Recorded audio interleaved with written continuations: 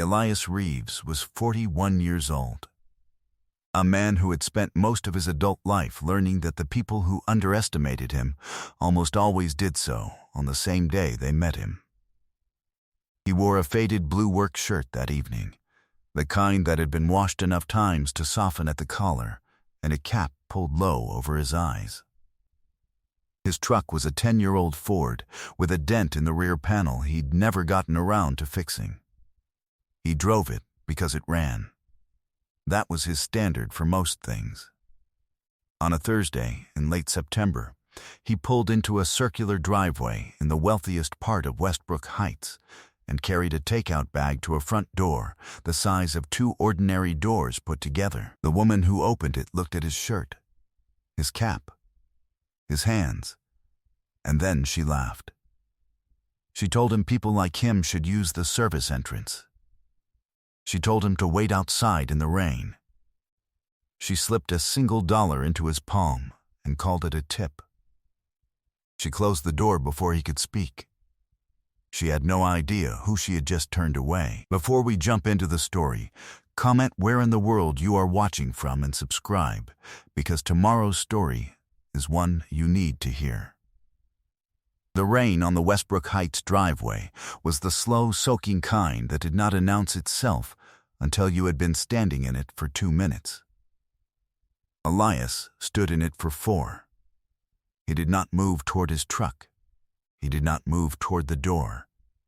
He stood under the small overhang at the edge of the porch, which was not large enough to be useful, and he watched the dollar bill in his hand grow soft at the edges from the damp. He did not throw it away.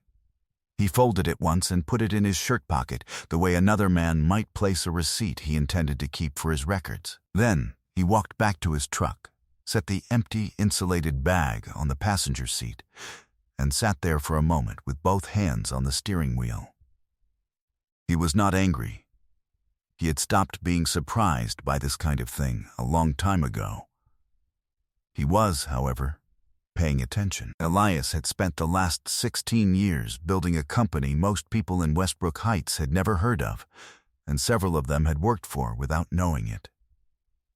Reeves Holdings owned 3 logistics hubs along the eastern seaboard. A regional restaurant group that included the takeout place whose bag was now sitting on his passenger seat, and a quiet portfolio of commercial properties that had been growing for over a decade. He drove the old Ford because his uncle had given it to him at 22, and he had never seen a reason to replace something that still worked.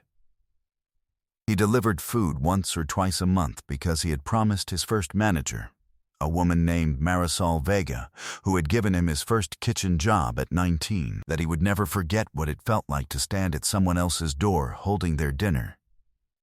He kept that promise the way he kept all his promises. Quietly, without explanation.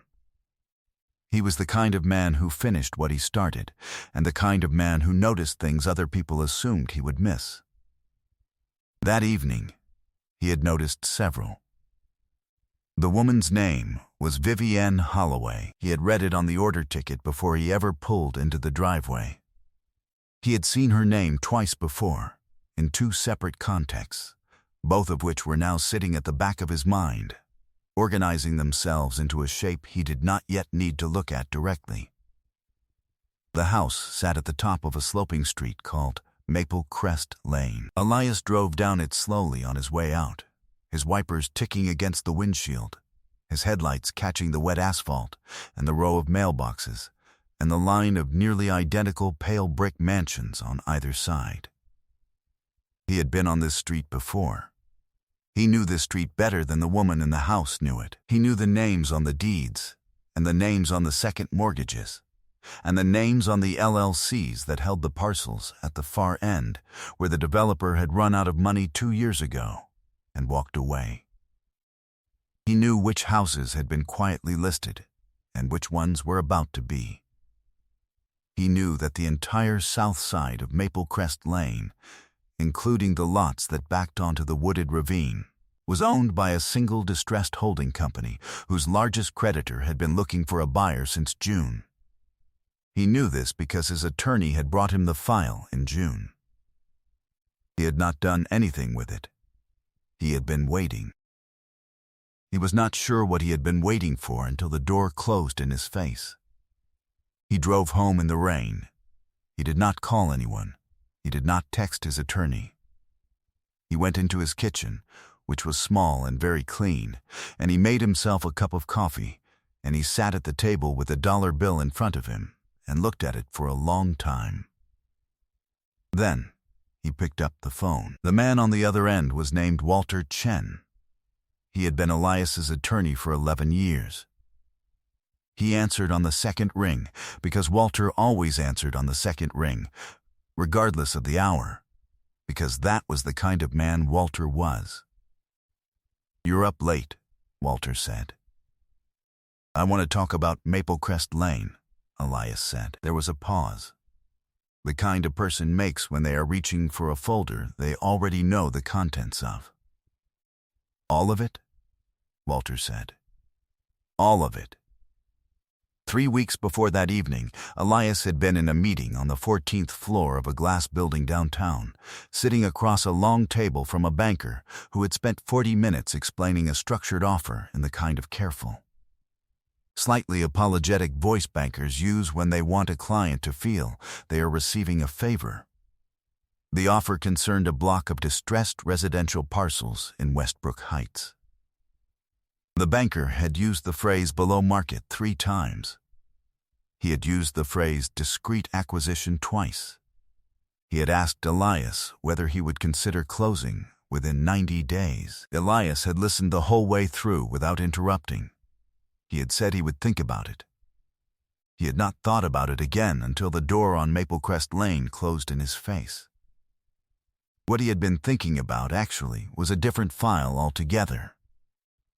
A file Walter had brought him over the summer that contained a long, dry, methodically prepared report on Vivienne Holloway.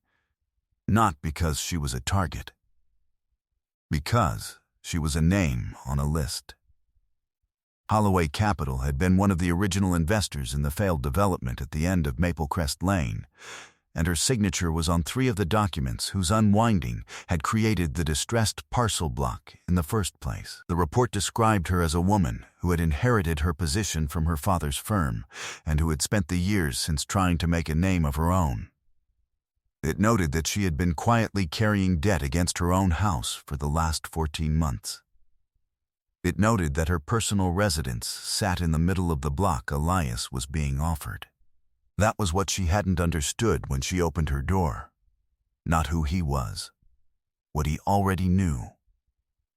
The next morning, Elias was in Walter's office by 7. The coffee was already on.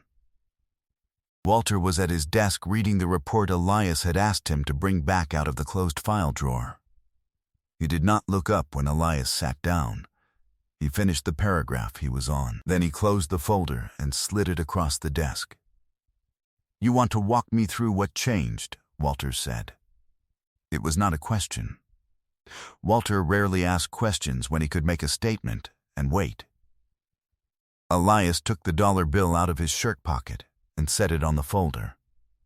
He didn't say anything else. Walter looked at the bill.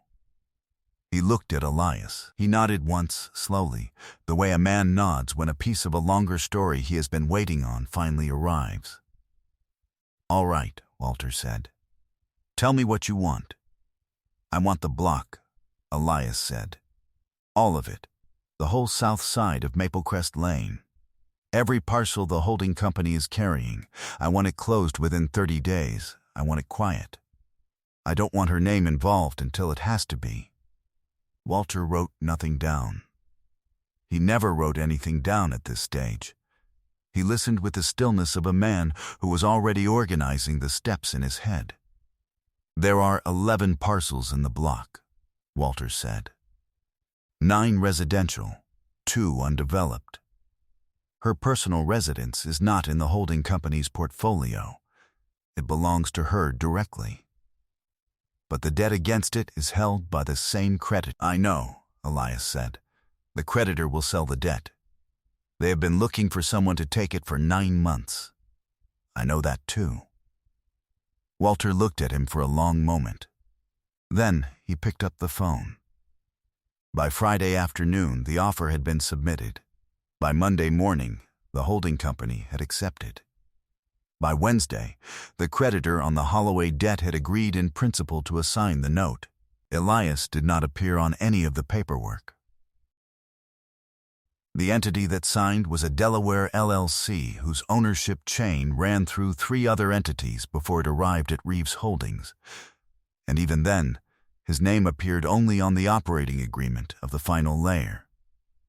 This was not because he was hiding. It was because he had learned, a long time ago, that men who moved quietly were almost always finished with their work before the people they were working around noticed they had started. He did not move fast. That was what people who had only met him once never understood about him. If he had wanted fast, he could have closed the entire block in 72 hours. He had the cash. He had the relationships. He had the standing offer from the banker who had spent 40 minutes apologizing in a glass conference room. What he wanted was not speed. What he wanted was for every signature, every assignment, every public filing to arrive on the correct desk in the correct sequence, and to land with the weight of something that could not be reversed by a phone call. Vivienne Holloway, in the meantime, was hosting a brunch. The brunch was at her house, on the Saturday after the door had closed in the rain. Elias knew about it because his restaurant group had been hired to cater it 3 weeks in advance. He had not pulled the contract. He had let the order go through. He had even adjusted the staffing so that the same delivery driver who had stood in the rain on Thursday was the one who arrived with the morning prep load on Saturday at 9. The driver was a young man named Tomas, who had worked for Elias's company for 2 years and who had been in the truck the night before, listening while Elias drove home. Tomas had not been told what to do. He had only been told to do his job exactly the way he always did it. He arrived at 9. He carried the trays to the back service entrance. He set them down with care. He did not look at anyone in particular. He simply did the work. When Vivienne came out of the kitchen and saw him, she did not recognize him. She gave him directions in the same clipped, slightly impatient voice she had used the night before with Elias. She told him where to set the warming racks. She told him not to track water onto her marble. She did not thank him. Tomas said, "Yes, ma'am," and went back to the truck for the second load. Elias sat in his office that morning and read the assignment of the debt note as it came through on his phone. He read it twice. He did not smile.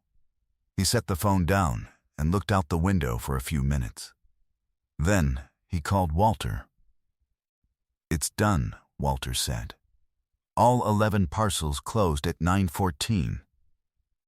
The note assignment was executed at 9:31. The recordings will be on the public docket by Monday. And the residence. You hold the note on her residence as of 9:31 this morning. She has been carrying the payments for 14 months on a structure she cannot sustain. The next payment is due in 11 days. After that, you can do whatever you want with it. Foreclose, restructure, sit on it. Your call." Elias did not answer right away. He was thinking about a dollar bill. He was thinking about the rain on the driveway and the laugh from the doorway and the way the door had closed before he could speak. "Don't foreclose," he said. "Not yet. All right. Send her a letter. From the LLC. Cordial. Inform her that the note has been assigned to a new holder. Inform her that the new holder is reviewing all options. Inform her that a representative will be in touch within 10 business days. Sign it how? Don't sign it personally. Sign it from the LLC. Use your office address for return mail." Walter said nothing for a moment. Then he said, "She'll come looking." "I know. You want me there when she does?" "Yes," Walter said. "I'll clear my Thursday." By the end of the following week, Vivienne Holloway had received the letter, made 14 phone calls, hired a new attorney, fired the new attorney, and arrived at Walter Chen's office on Thursday morning, at 10 minutes after her appointed time. She had dressed for the meeting the way a woman dresses when she believes the meeting is something she can manage. She had brought a leather folder with documents in it. She had brought her father's old attorney, a silver-haired man named Bartlett, who had not been to court in 11 years and whose presence in the room was meant to convey continuity. Wait. The suggestion that the Holloway name still meant something in the buildings that mattered. Elias arrived 20 minutes early. He liked it that way. He sat in the conference room with Walter and a forensic accountant named Priya Shah, who had spent the last 4 days quietly mapping every dollar of debt against the Holloway residence and the related parcels. The room was a long room with a long table and neutral walls and a window that looked east toward the river. There was a single folder on the table in front of Elias. He had brought nothing else. Vivienne walked into the room at 10:10. She did not see Elias at first. She saw Walter, whom she recognized, and Priya, whom she did not, and Bartlett at her elbow, and the empty chairs at the far end. She moved toward the empty chairs with the confidence of a woman who believed the room had been arranged for her arrival. Then she saw him. Her face did several things in 2 seconds. Recognition came first, and then the quick professional rearrangement people perform when they realize they have made an error in a room where errors will be visible. Then something underneath both of those expressions, a smaller thing. The look of someone who is trying very hard not to understand the shape of what she is already beginning to understand. Walter opened the meeting. He thanked everyone for coming. He said there were several matters that required acknowledgement before any discussion could take place. He nodded to Priya, who placed the first document on the table. The first document was the assignment of the note on the Holloway residence. Walter walked through it. The terms, the date, the chain of custody, the identity of the assignee LLC, the holding company above it, the operating partner above that. He named Reeves Holdings on the 3rd layer up. Bartlett's pen stopped moving. Vivienne did not look at the document. She was looking at Elias. The second document was a schedule of the 11 parcels on the south side of Maplecrest Lane. Closed Saturday morning, recorded Monday afternoon, public record since Tuesday. The schedule named the same LLC. The schedule named the same Reeves Holdings as ultimate owner. Walter let the schedule sit on the table for a moment before he said anything else. The third document was a map. A simple printed map of Maplecrest Lane with the 11 parcels shaded and the Holloway residence in the center, unshaded, but circled in a thin red line. Around the red circle, the 11 shaded parcels formed a complete ring. The map was the kind of document a child could understand. That was the point. We want to be precise about what we are and are not saying, Walter said. His voice was even. Factual, not cold, simply precise. We are not making any allegations today.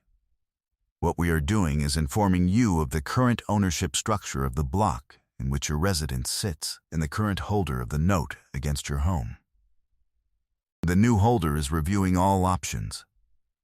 Bartlett looked up from the map. For the first time since he had walked into the room, his expression was not relaxed. The silence in the room lasted 9 seconds. Elias counted them. Then Walter said, "We will allow a few minutes for your attorney to review." Vivienne did not look away from Elias the entire time.